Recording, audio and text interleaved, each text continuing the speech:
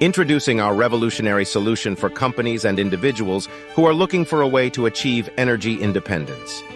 Our cutting-edge installation is designed to transport and store hydrogen and its mixtures safely and effectively. This breakthrough technology will create local universal networks for the production, distribution, and consumption of hydrogen, offering a low-cost alternative energy source for the future.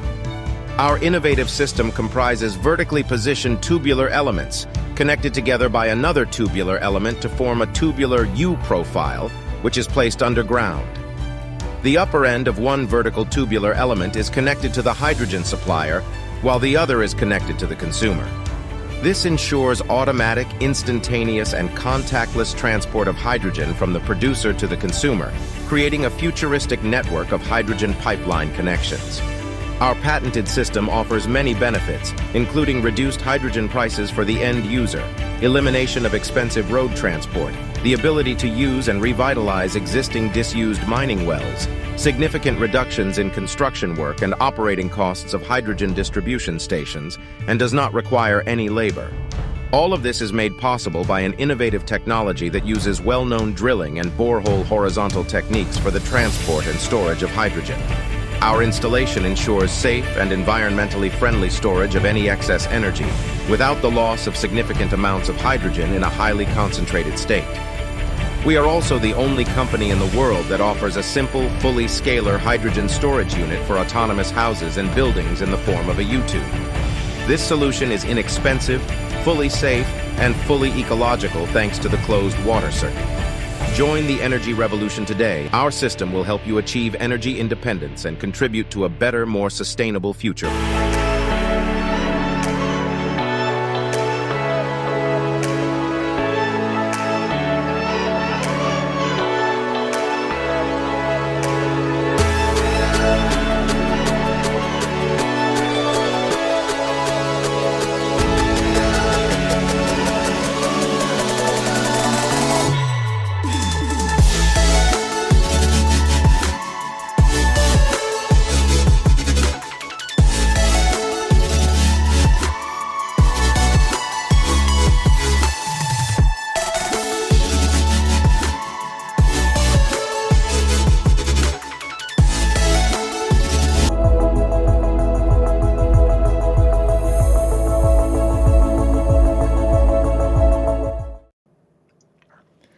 Good afternoon and welcome to our webinar on unveiling critical raw materials in the hydrogen sector. I'm Arnes Biogradlia and I'll be guiding you through today's session.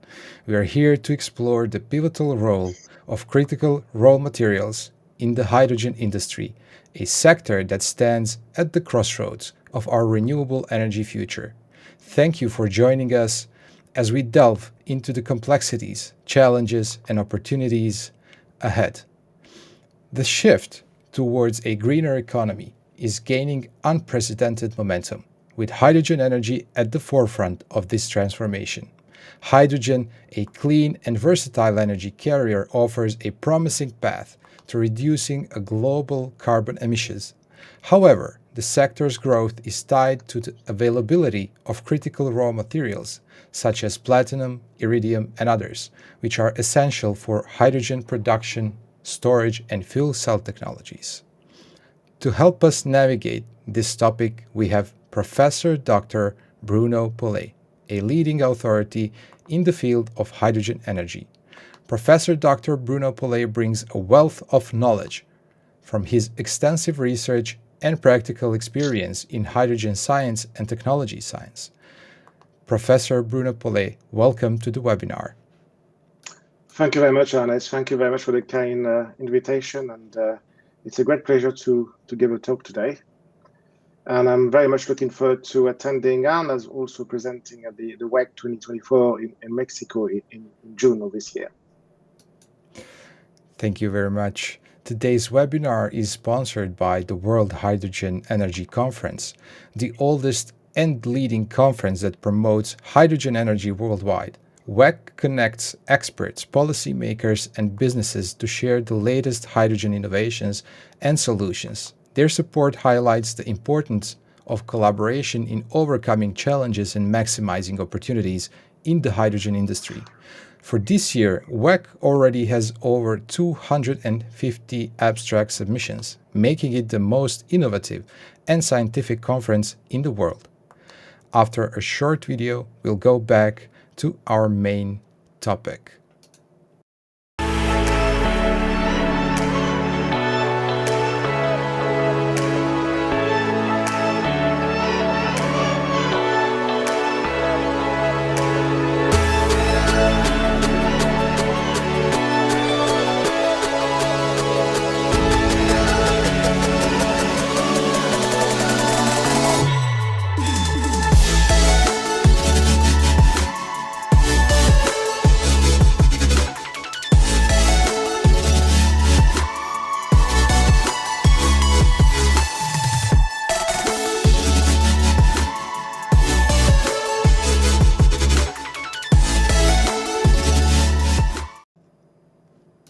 Now let's listen to Professor Pollet. Bruno, the stage is yours. Thank you very much indeed, and welcome everyone. It's a great pleasure to be with you. So I'm going to be talking about, obviously, the role of the critical raw materials in the hydrogen sector, and we'll be focusing on different areas of this growing sector here. So I'm going to turn my camera off for better bandwidth, and we're going to crack on.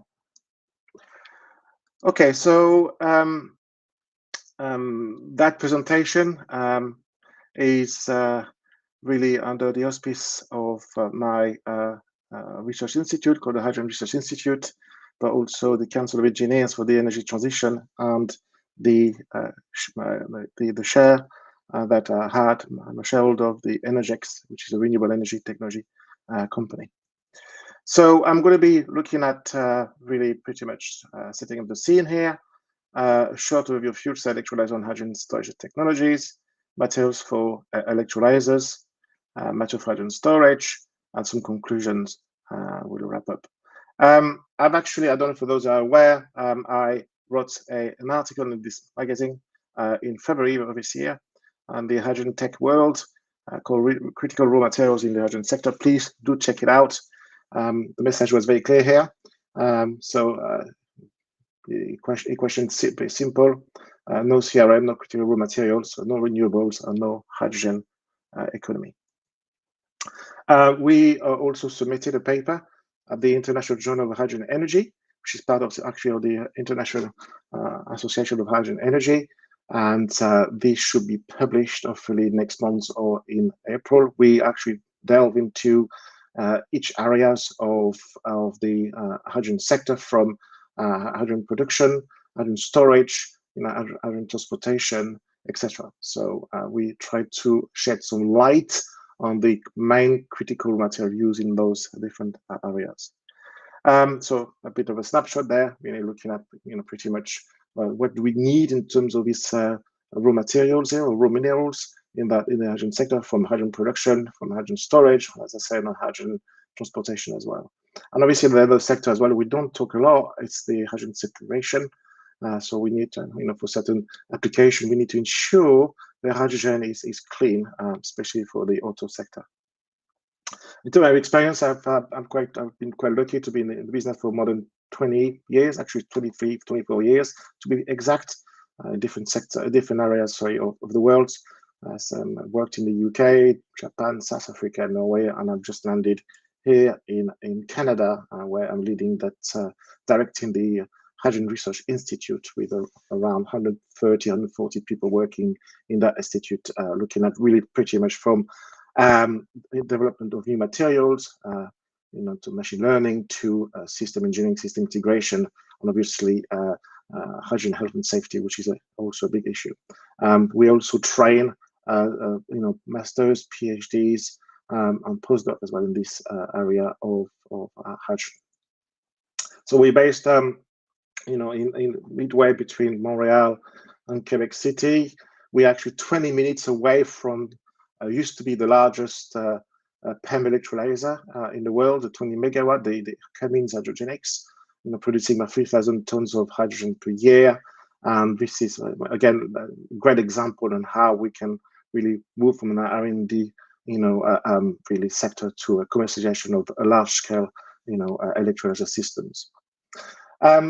Let's be honest, we are quite behind here in terms of deploying hydrogen technologies into the sectors. We need off-takers. If you look at really from one of the reports on the IEA, the Global Hydrogen Review of 2023, about 4% of projects achieve final investment decision, which is quite low, and we need really to ensure that we have off-takers. We need to have this hydrogen penetration in sectors where it makes sense. The no-regret sectors for anything to do with, the green steel manufacturing and ammonia manufacturing, etc. Obviously, there's been a lot of announcements. The US have been pretty aggressive in terms of, trying to implement this hydrogen economy in different sectors of the industries and areas. We're looking at, again, that those different hubs here, about $65 billion US, in clean hydrogen investment, including $7 billion for original clean hydrogen hubs, so different hubs, strategically positioned in across the US. We also have in Canada, we had a public consultation here, where the federal government has released a legislative proposal for clean hydrogen investment tax credit to gather public comment, and that should be adopted mid-2024.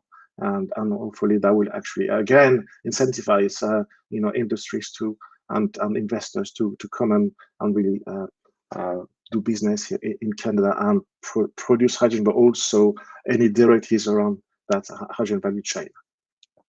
So the main barriers here, to be pretty brutal here, still production, transportation, distribution costs, as well as infrastructure development, policy and regulatory framework development, and harmonization between regions, lack of market structure still, and off-takers, so demand intensity, lack of financial support in the early stage of deployment, a bit hesitant, access to natural resources. This is actually subject of today's presentation, environmental and safety issues. And again, I won't put that slide again here. There's been a lot of discussion about the color of hydrogen. Let's face it, this is a fact. Hydrogen has no color. Let's talk more about, carbon footprint in terms of hydrogen production. So there are different really ways of producing that hydrogen, from methane from fossil fuels and methane and natural gas, steam methane reforming, etc., and other type of hydrogen production technologies. Those technologies have different carbon footprint figures. Okay, very important here. We need to look at efficiencies, and we need to emphasize that each time now we are looking at hydrogen production, we need to look at how much energy it actually consumes. Okay, this is that electron. If it's electrification, the electron needs to go a long way. Okay, so different terminology here. We go also different. We see other methods of producing hydrogen, and they are, I would say, at very low TRL level, like photo electrolysis. So basically using light to produce your hydrogen. You go also thermochemical processes, from water, bioelectrolysis, biophotolysis, documentation, photoformation. All these really production methods are very low TRL or mid TRL. Okay, so for large scale development, this is, again, we are quite a long way here. So change the terminology, renewable, we say no, green, now it's called renewable, gray hydrogen becomes fossil, blue and yellow hydrogen, and group under name low carbon. And then again, this is all, different regions of the world will really refer to low carbon hydrogen or clean hydrogen, depending upon the greenhouse gas emission. For example, in that case, 3 kilograms CO2 equivalent per kilogram of hydrogen produced, in the EU or ESDOE, clean hydrogen is defined as less than 2 kilograms of CO2 equivalent per kilogram of hydrogen. And again, this is a slide from the from one of our colleagues here, hydrogen platform on the IEA here. So we're looking at the next technology of the future here, where we can really produce that hydrogen more efficiently and at low cost. And this is very important. So this is our presentation. Again, different really methods of producing that hydrogen. So using light, using obviously renewable electricity, using biosystems really as well. And then we're looking also the TRL against hydrogen producing technology or production technology. So you have different TRL levels here, different really level of maturity. If you have the technology, some of them are very mature, for like the SMR, some like the alkaline water electrolysis has been around for more than a century really. And then we have other technology which really needs to have more research and development, like the photo electrocatalysis or photocatalysis for producing hydrogen. Nevertheless, we're still using, the book standard is cheap, still it's working, been working for many years, still very mature technology, steam methane reforming, we got coal gasification, it's been around for a long time. These processes have been, pretty well functioning, quite efficient, low cost compared to other technologies such as electrolysis. And then we're now looking also other ways to put in the hydrogen or renewable hydrogen. And don't forget here, when we talk about renewable hydrogen, it's not only, producing from water or water electrolysis, but also there's biomass. There's biomass is also considered as a renewable source, so renewable hydrogen, so biomass gasification. Nevertheless, we look at really pretty much, the natural gas reforming with carbon capture, CCS. This is something which is quite now adopted in the industry. Biomass gasification, we are very lucky in North America, especially in Canada, where we can actually produce the hydrogen biomass and bio waste. Obviously, renewable energy, that using those really renewable electrons, from hydro. I live in Quebec, so hydro is quite important here. And then obviously the wind energy, solar, and then electrolysis. So if you look at really in terms of the value chain for this, at the end of the day, hydrogen will make sense for I would say the sector how to electrify the no-regret sectors, as we call it, the sector where, they are very, polluting. The sector is very hard to really use actually only, that electron. So we need to use that molecule, which is the hydrogen, and that hydrogen can be actually used in the cement industry, the steel industry, ammonia production, farming. It's something that we need really to focus on, the farming industry. We need to ensure that we actually produce this green ammonia, these green fertilizers, green urea, etc. in those markets. And obviously, we have other sectors. I live in Canada. There's hardly any electrification. It's not like in Europe or other places in the world. So hydrogen makes sense, for example, in the rail transport and road transport, etc. So this actually, there's a case for hydrogen in this area. Nevertheless, we need to ensure that as well, if we really want to target that 50%, that 2050 target of decarbonation, and I'm not saying that hydrogen is a silver bullet. Far from it. Is not the silver bullet. Is part of the solution here. Okay, this is very important to understand this. Hydrogen is part of this decarbonization pathway, but it's not the solution.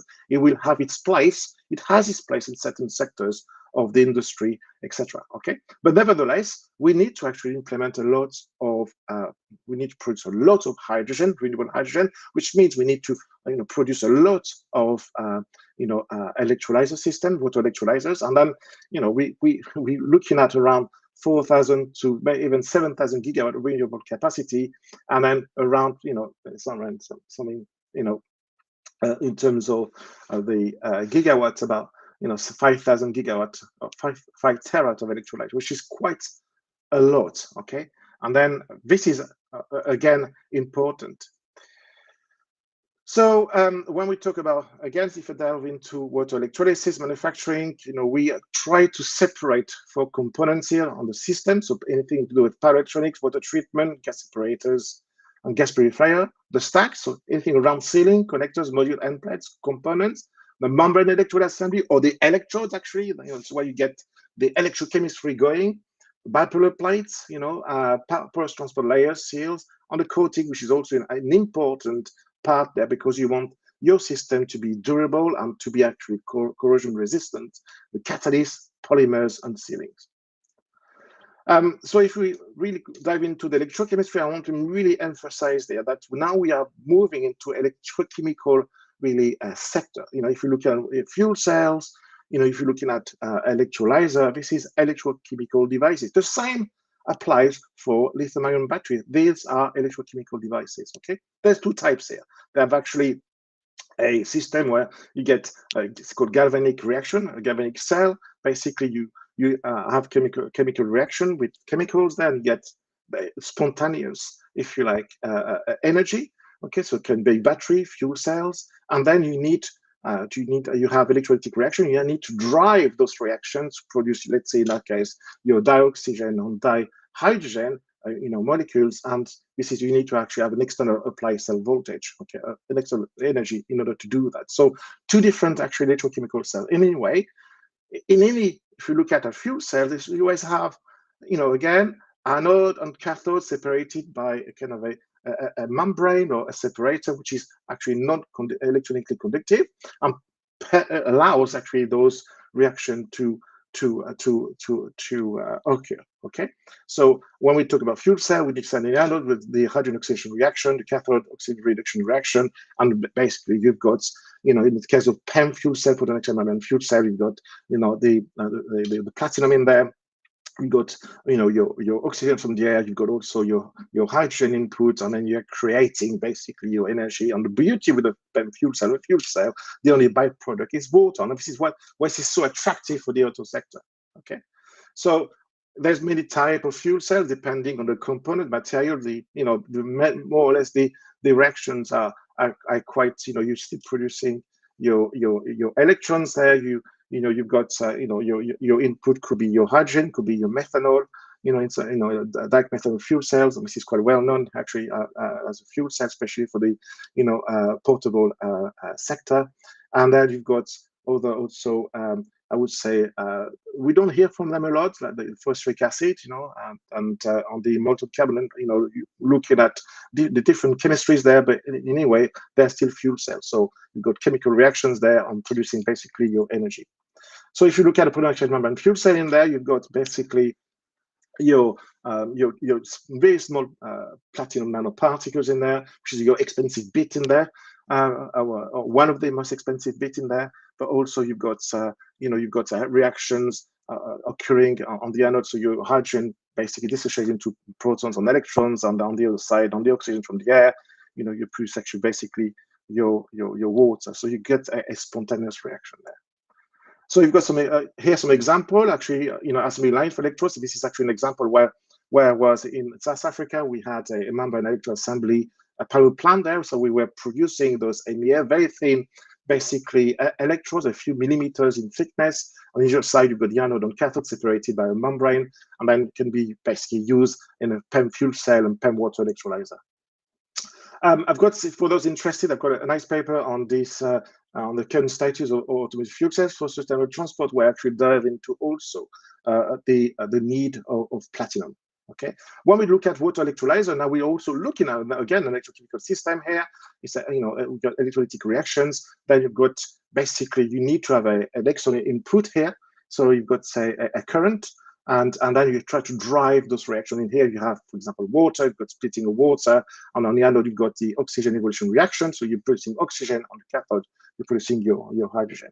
And really, when you look at the reaction itself, it's pretty damn simple. So you're breaking down the water, producing your hydrogen and oxygen. So I'm a chemist, so we need about 9 kilograms of water to produce 1 kilogram of hydrogen and 8 kilograms of oxygen.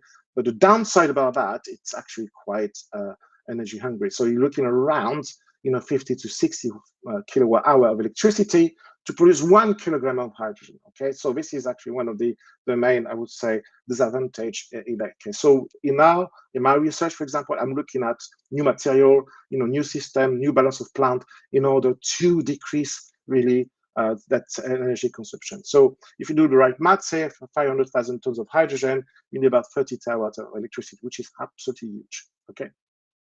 So again, in terms of efficiency here, on a good day, you get, around 70%, but obviously it's that stack level here. So different type of water electrolyzers. So a proton exchange membrane water electrolyzers, I would say the one's been actually next door here at Bécancour at the Cummins Hydrogenics technology. The air liquid plant here, the 20 megawatt, and then obviously something not to forget, the alkaline water electrolyzer has been actually around for more than a century, and in fact, it was fully commercialized here in Canada by the Stewart family. Okay, they first started to actually go into the industrialization, and then obviously the Norwegian also used alkaline system for producing actually ammonia and fertilizer. And then we have actually new kid on the block here, anion exchange membrane water electrolyzer. So the technology to watch out.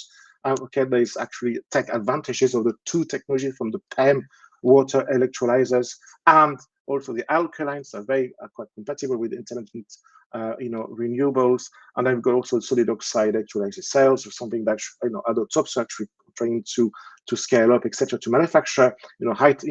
Working at high temperature makes sense actually for industry actually releasing or waste heat, where that we can really have some really interesting efficiencies. And then we've got also some still early stage, quite low proton conducting ceramic electrolyzer, operated between 300 and 600 degrees C. So when you look at really PEM water electrolyzer, you have different layers, different components, and each of them have a role, using basically, really, polymers, using also some carbon-based material, titanium-based materials, PEM, which is in that case naphthalene, it's actually a fluorinated compound, there's a big actually issue around that, fluorinated compounds at the moment, in terms of, how we're going to really there's actually possibly a ban that's going to be put into effect soon in some places in Europe. But nevertheless, these are quite complicated systems where you have multi-layered really materials, and they have to function in harmony. And this is actually one of the drawbacks. Alkaline water electrolyzer, again, we're using, in that case here, with box standard nickel coated. It could be stainless steel, it could be nickel rene. Also, we are using some kind of a zirconia here as a separator, which is actually protected with some polymer there, which actually acts as a really separator here. And this kind of technology has been around for many years. Okay, this is nothing new, and there's a lot of work being carried out here by some groups in globally to try to improve the materials, to try to improve also to the longevity of those materials and those alkaline water electrolyzer systems. The alkaline, the anion exchange membrane water electrolyzer, this is, as I said, a new technology here. Again, we're using nickel-based material. We're using some fancy, really catalyst, could be made of cobalt, made of iron, etc. As your catalyst basically is the material which makes actually the reaction going. Okay, now to actually split your hydrogen, to actually produce your hydrogen and oxygen here. And again, you have to use a different type of membrane, a polymer membrane, which is an ionic membrane, which actually allow only the passage of OH minus or hydroxide ions from one side to the other. So this is a technology which is actually, I would say, not fully commercialized. You've got companies like Enapter, Sapphire Neutron, that actually put that into the market for different sectors of the industry. Solid oxide, okay, again, cobalt coated stainless steel. Here you've got stabilized zirconia. Zirconia is being used there, and which is your electrolyte, which is actually your separator. And we're also using nickel, different type of catalyst there again to ensure that we have production. The electrochemical integrity here, the electrochemistry going, on the anode and cathode side. Okay, and then this is again, as I said earlier on, the proton ceramic containing electrolyzer, which is again using different type of materials here. Again, a bit similar to the material that we use in solid oxide, but actually a bit of a twist here. So you're doing a bit of like doping with barium, etc. And again, you want these electrolyzer to work at 300 to 600 degrees C. Okay, so again, the electrochemistry is quite similar, but obviously, well, with them having said that, we are using here a proton, which is exchanged. The other side will be actually the oxide, actually ions.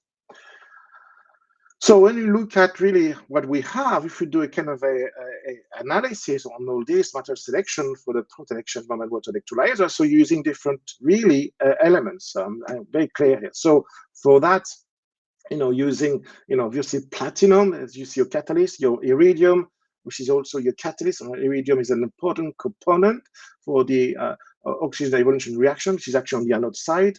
Okay, you're using quite a good amount of it, even though we're trying to lower the loading, and we're doing quite well here. In fact, I'm seeing the same I would say, decrease in loading that we've seen with platinum for the PEM fuel cell over the years. So we are actually getting into some really nice numbers, really nice actually loading or concentration, if you like, of your iridium without really impinging on the performance and durability, which is good news actually.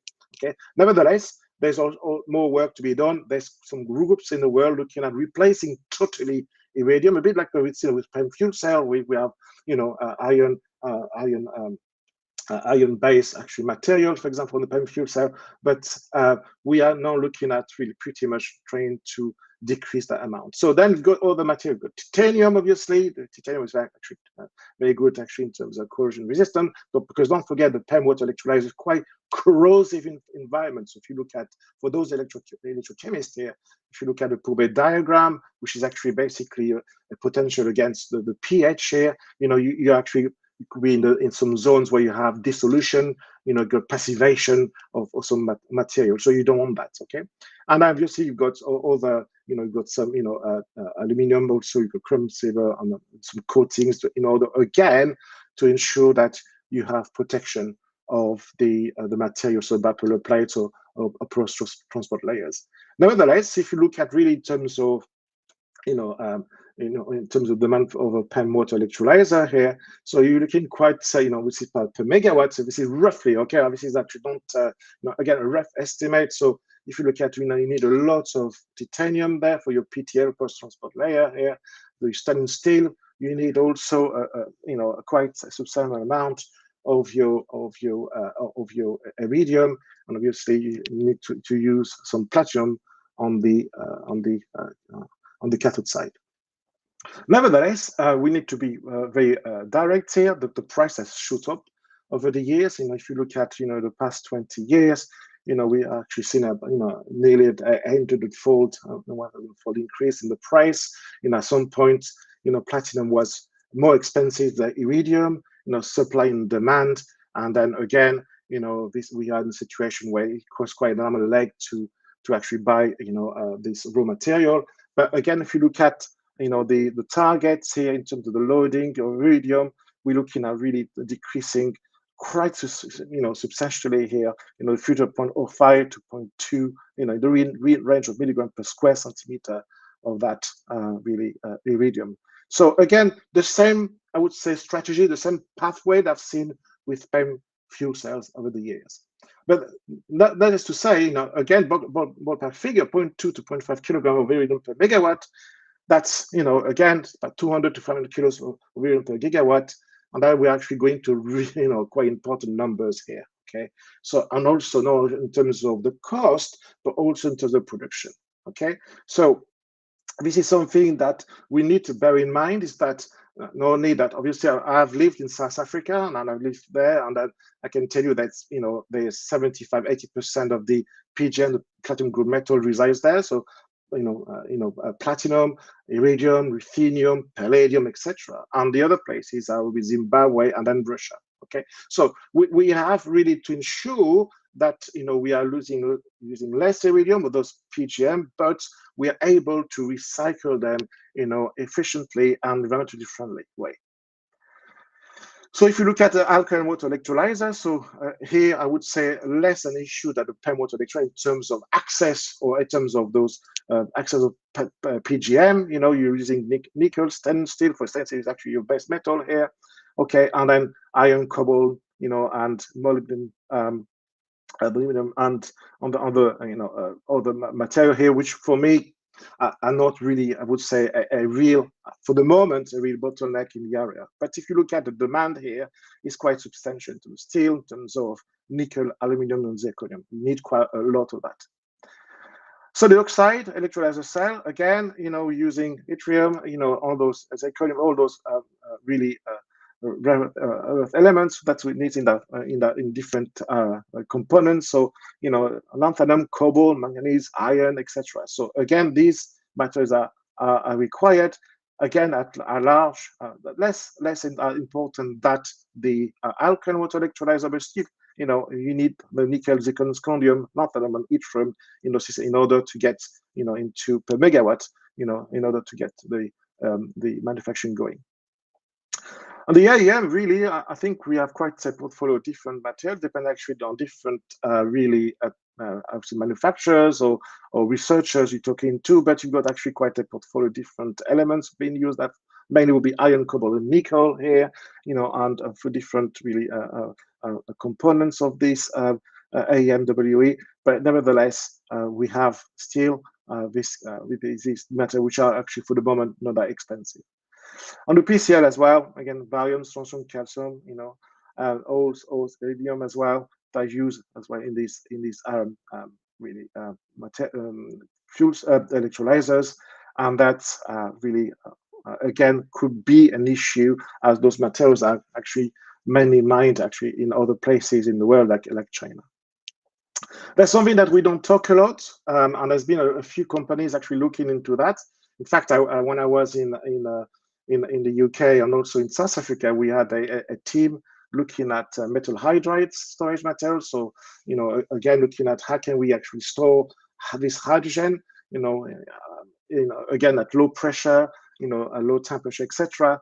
So, and then we looked at different really materials, alloys, nickel, cobalt, aluminum, zirconium, etc. So the good thing about this type of metal hydride is that you can really store, at as I said, low pressure. But the problem is actually the content, 4.5 to 5% weight of hydrogen, which is which is quite low compared to pressurized hydrogen or even liquefied hydrogen. So it applies. It's good hydrogen storage materials or metal hydride for different sectors of the industry, but I wouldn't say that would be something that you would see in vehicular applications. So some example here, which is actually something that we put together when I was in South Africa, metal hydride materials. We looked at different type of really alloys, again to improve really not only the cost but also the performance, etc. Metal hydride, obviously, that's for those who want to know a bit more about that. There was actually quite drive when I was in South Africa to push that forward because of trying to capitalize on local minerals there, using basically manganese, iron, titanium, zirconium, etc. in that very chain. And then you've got now, obviously, some big companies or some companies who are now looking at, manufacturing a large scale of this metal hydride. Like an example that I just picked up the other day from in China, manufacturing plant, 10,000 tons of magnesium-based hydrides, again for hydrogen storage. And this is actually we're looking at, if it's correct, if it's true, this is really quite a substantial, really, increase in terms of manufacturing of that metal hydride. I haven't seen that before in my career. Obviously, when we talk about that, and I want to just put one slide in there, it's important because people think, we talk about hydrogen fuel cells, or we talk about hydrogen sectors, etc. But we need also to talk about battery, lithium-ion battery, which is, for me, are actually compatible with hydrogen. So for different really applications. So lithium is actually also one of the critical material. We are quite lucky here in Quebec, in Canada, that we have actually really we do the mining, etc. So that's why we have big companies like Norvolt, etc. And we have also some supply chain companies, being implemented here. But this is actually also, again, very important. So we are, as you can see, we're moving from an oil and gas, I would say, moving or trying to transit into a oil and gas, from oil and gas to, I would say, a more, mineral-based economy. So some example here. So again, HISA systems or HISA in South Africa, where we had actually a pilot plant for lithium-ion battery, anode and cathode at that time. But yes, let's be honest. This is an extract from the Arena 2022, the geopolitics of the energy transformation. So we have really, again, some areas where we have access to that minerals, but some areas where we could have in the future some difficulties. When we talk perhaps in speculating, but perhaps with China, we're having access to it. Okay, so again, we need to think about really in the long run how we're going to access this, how we're going to really, ensure that we have enough to build up that really supply chain, to build up that hydrogen economy, to build up with capacity of electrolyzer in the system. So this is again something perhaps some of them have seen before, and this is one I actually put in that magazine, the Hydrogen Tech Worlds magazine, but also on that paper that's going to be published in March or April of this year. But again, giving you a bit of a snapshot where we are at in terms of this is the main elements, I would say, in the electrolyzer, hydrogen fuel cell, metal hydride, and lithium-ion batteries. But again, what comes out again is the nickel, cobalt, iron, manganese in the area. But if you look at again, this is again on the annual global critical material production. Again, different countries or different parts of the world, we have quite a large amount of this really I would say specific minerals, coming from nickel, zirconium, cobalt, strontium, etc. And then, iridium, obviously iridium, as I said earlier, mainly based in South Africa and some places in Russia. Again, we need to look at the global production. So, for example, for iridium here, depending on which actually papers you read, you will have perhaps, 9, 10, 15 tons being actually globally produced per year, So again, it depends. But nevertheless, we have to be pretty much ready. We could have a CRM supply risk in this. Perhaps we can say, again on the PEM-WE, on possibly on the AWE, and especially on the iridium and platinum, high supply risk. It could be also the same for the solid oxide electrolyzer cell. Yttrium and scandium, can actually mainly use in there, high supply risk. So again, we have to be aware. We need to think about really strategies, around that. But nevertheless, now we can see things, and this is something that was announced actually late last year, that now China is restricting, export of graphite, and this is something which graphite, as you know, is also used as a main component in lithium-ion battery, especially for the anode side, and this is something that I foresee could be a problem in the near future. So we need to be ready for that. Nevertheless, we need to be also quite pragmatic. We think about, obviously, we need to look at what we have, locally. Can we actually extract it, transform it, processing it? This matter could be actually going into different sectors of the hydrogen. And then obviously we need to innovate. This is very important. We are talking so much about the implementation of new technology in different sectors, but let's not forget the R&D. We need still to innovate and to find solutions that could be applied quite quickly to the industry. Okay, we need to decarbonize. This is the whole objective. The whole aim is to decarbonize by 2050, 100%. Okay, and this is quite challenging. We've got challenging. So we need to think about really ways to speed up, to find solutions, to work together. And this is important. I keep saying, we need to work as a team in order to really fight that climate change. Okay. And again, think about ways we can have this circular economy, and how we can reapply, reuse those materials, especially expensive one, the platinum, the iridium, etc., in different really sector of the the hydrogen sector. Sorry. So something that has to be really to conclusion is that there's concern there. There's concern that how we're going to have access to platinum, iridium, and other critical raw materials here in the supply chain. Again, when I say it's not necessarily due to per se mainly to physical, there's bottleneck scarcity, but it's more on the geopolitical aspect of it. Okay, so looking at extraction, processing of CRM, some of them actually concentrating in a small number of countries, like actually China and Russia dominate most of the market.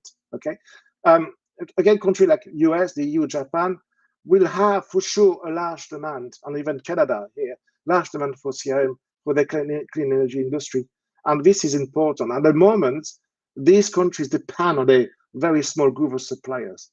So, and then I don't and that this with a negative spin on this, but this could cause possibly some, I would say, disputes, in principal regional conflict because of having access to those raw minerals.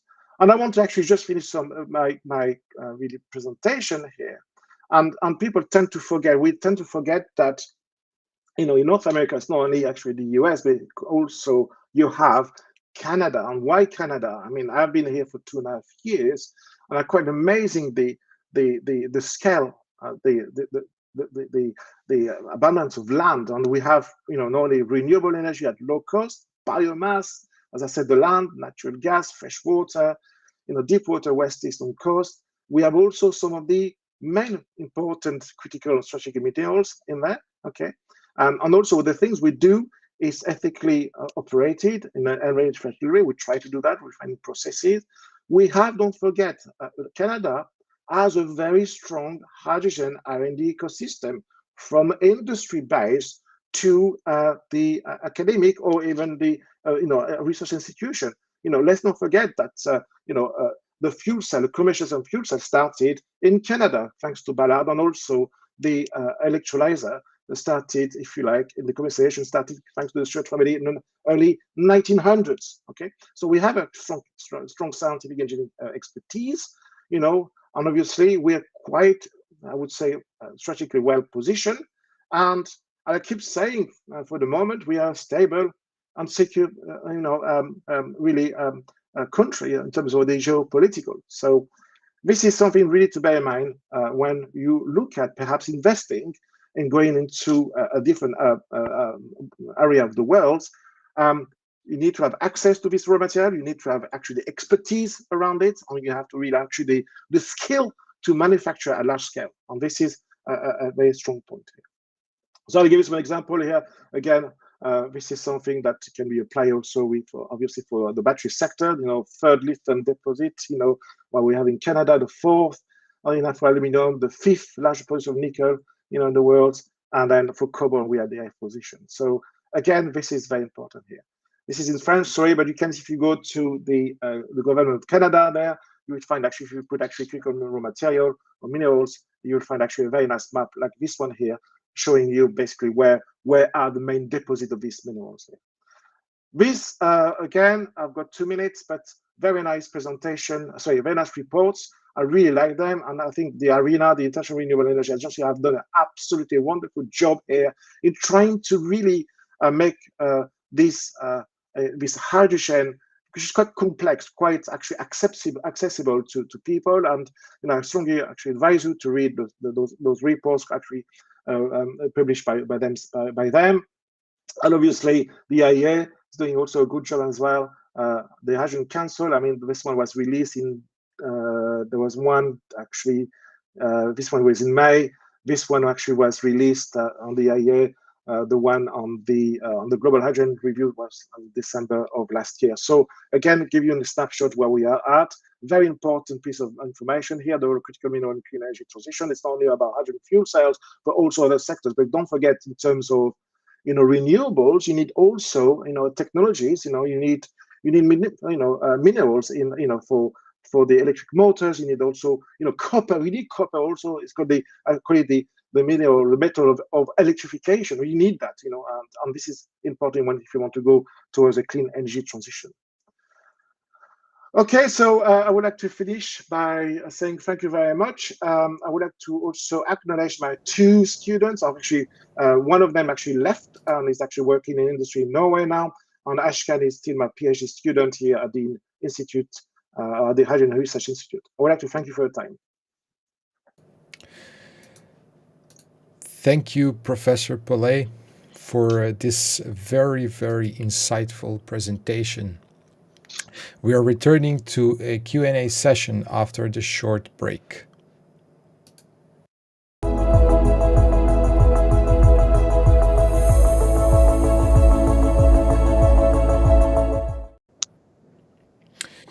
We'll now open the floor for questions. Please feel free to submit your questions through the chat and comments, and we'll try to address as many as possible in the time we have left. So here goes the first one. How do critical materials affect the development and performance of hydrogen technologies like electrolyzers? Yeah, if you do the calculations, and then you will need quite a lot of platinum or iridium, especially iridium, if you want to deploy, let's assume you've got 5,000 gigawatts of PEM water electrolyzer, you will need quite a lot of iridium. But the main objective here is really to reduce the loading and to be able to recycle the iridium. This is really, and there's other sector of the industry where they're already using iridium that could be also recycled, like the spark plug in the car, etc. So this is where we need to have a frame of mind, is that it's not like I use it and I dump it and of it. Now we need to look at more in terms of the recyclability of your system, of your electrolyzer. Okay, it's great to actually develop a new type of electrolyzer, but now I always say to the industry, or some of the industry, saying you need to think about how you're going to manage recyclability, how you manage actually, to retrieve those important components that could be reused for the other, in the area. So this is very important.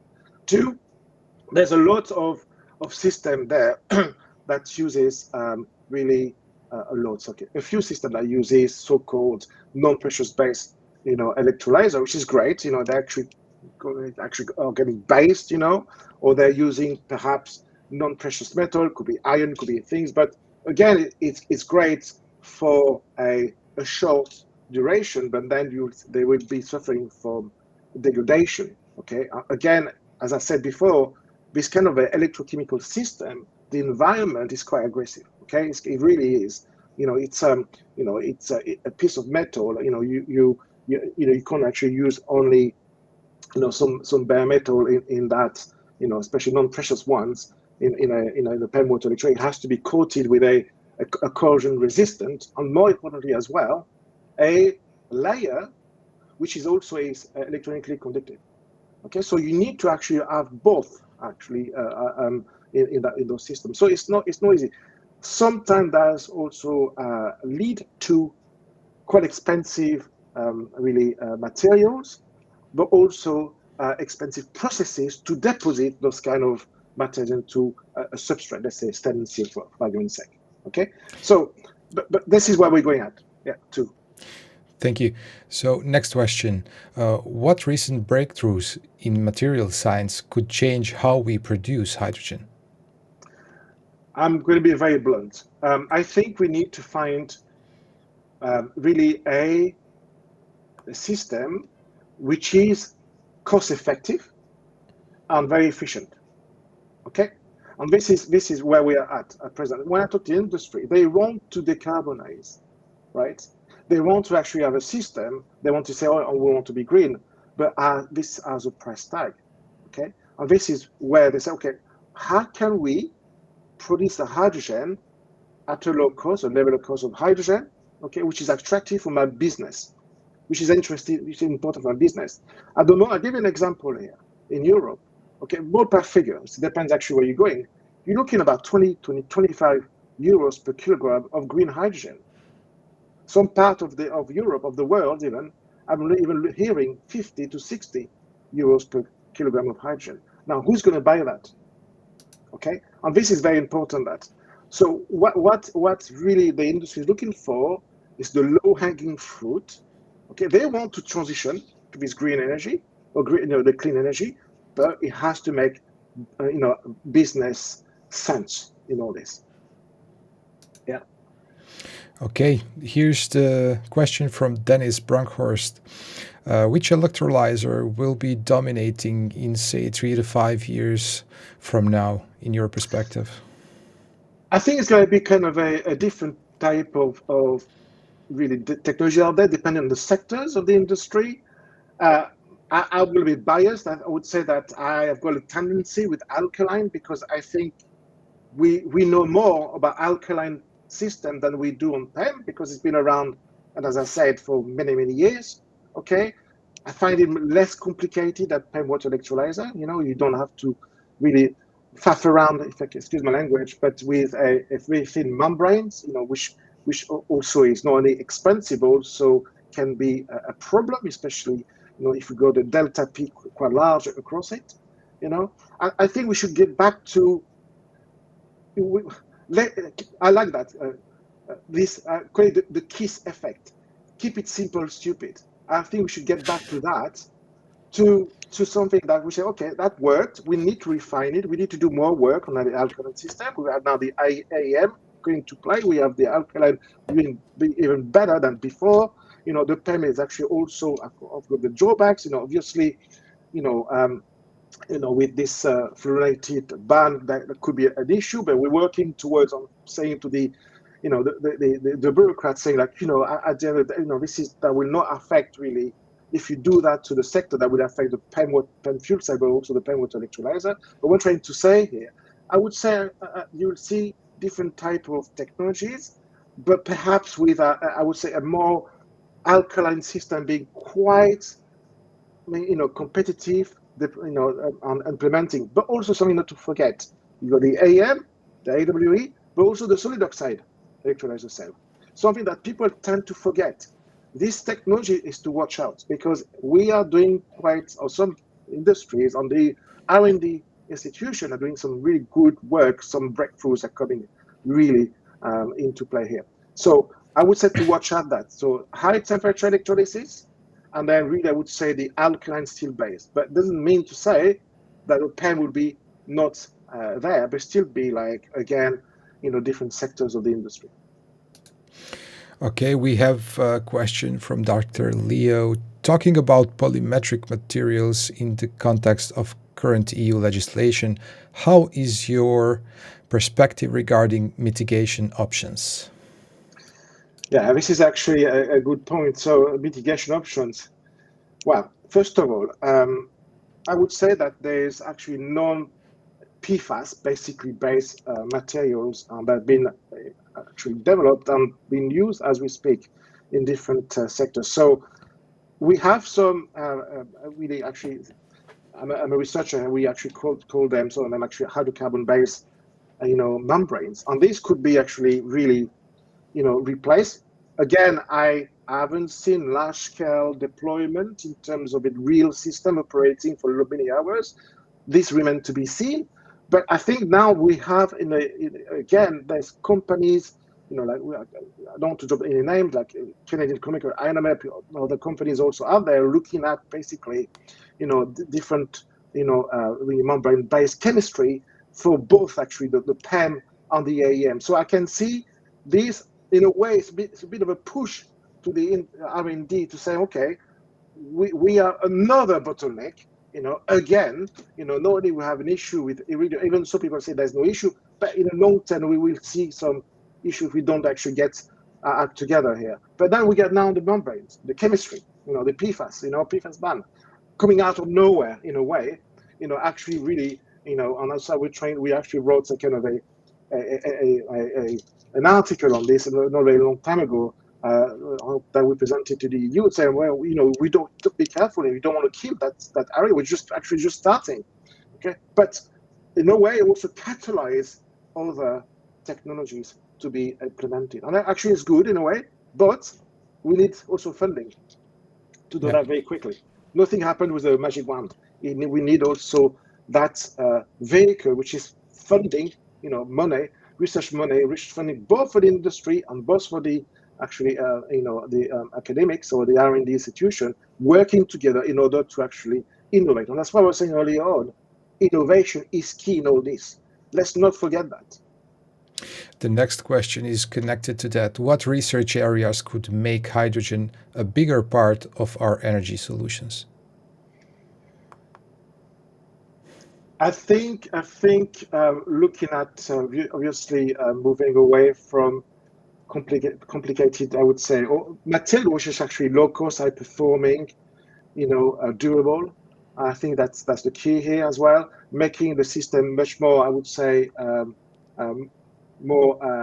much better in terms of the integration with renewables. For example, there's some very nice companies out there doing some very good, nice machine learning and things like that. In terms of actually really trying to have a better integration with the intermittent renewable energy and the electrolyzer, for example. They've got also other technology out there, methane pyrolysis. Again, I'm not an expert, but we are open to less energivore, energy hungry than electrolysis and things like that. So there's things that are going to play. But the thing which is very important here, I always say, this hydrogen molecule for me is a molecule of transition. Okay, and it's something that to make something else, right? Now, if you look at, for example, producing your hydrogen via the steam methane reforming, you're producing your CO2, right? This CO2 could also eventually be used to produce methanol or ethanol or other products. So try to look at the CO2 as an added value product to produce another added value product in a chemical chemical industry. Okay, and this is very important here. So we're talking about a lot about ammonia, we're talking about hydrogen and things like that, but there's other sector like the methanol industry is huge. The methanol use it's huge. It's actually used in a lot of sectors, and this is where we need to focus on this CO2 conversion into something which is of high value. Okay, and this is where we need to actually really think and then step back a bit. Yes, we have this hype on the hydrogen, but let's think pragmatically. Let's be pragmatic on this. Okay, hydrogen will not solve all the problems there. It will be actually a molecule of transition. It works well for the very good sectors. As I said, the steel industry, the cement industry, etc. But for those sectors, it doesn't make any sense.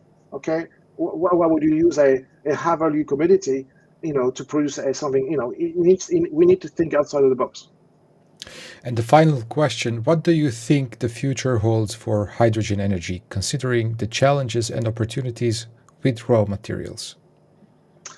I think hydrogen has its place in this, in this decarbonization pathway. Absolutely. I think you will have, as I said earlier on, different sectors will be using it. I think you have other technology coming into play, being looked at. Again, it's about, how, the industry not by something which costs an arm and a leg. Let's put it this way, okay? They have to make money. In the companies, industry, the business have to make money, and that's what people tend to forget. They're here to make money, so they will go for the technology which make a business sense and which is actually suitable for their business model on business really, or the customers, etc. Okay, and this is very important here. So while we've had this hesitation, like 4% FID on this, because we need these off-takers. The off-takers say, paying an arm and a leg for a kilogram of renewable hydrogen, well, I don't have a business anymore. I don't have I think it's reality here. So hydrogen will have its place, but will not be actually, I would say, the main ingredient in all this here. Thank you, Professor Pollet.